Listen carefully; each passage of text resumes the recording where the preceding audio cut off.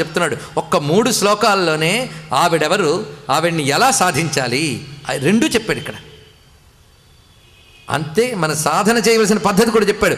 ధ్యానైక దృశ్యా, ఆవిడిని అంతటా వ్యాపించిన ఆ తల్లిని, అఖిలమునకు ఆధారమైన తల్లిని, సతసత్కర్మ రూపిణైనటువంటి తల్లిని నువ్వు చూడాలంటే ధ్యాన ఏక దృశ్య, ధ్యానమునకు మాత్రమే కనబడుతుంది ఆ తల్లి, మరి దేనికి కనబడదు. గుర్తుపెట్టుకోండి, ఎన్ని ప్రయత్నాలు చేసినా కనబడుతా.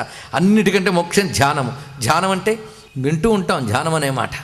ధ్యానము అనే మాటకి అచ్చ తెలుగులో అర్థం చెప్పుకోవాలంటే మనస్సు యొక్క నిలుకడ, బుద్ధి యొక్క నిలుకడ నిలపాలి బుద్ధిని. అది మహా కష్టం. సృష్టిలో మహా కష్టం ఏంటంటే బుద్ధిని నిలపడమే. అవునా లేదా? మీరు చిటికెన వేలు మీద ఒక పెద్ద గ్లోబును కూడా పెట్టుకోవచ్చేమో కానీ మనస్సు నిలపడం మహా కష్టం. అది కానీ అలా నిలిపితే కానీ ఆవిడ దొరకదు. ఆవిడ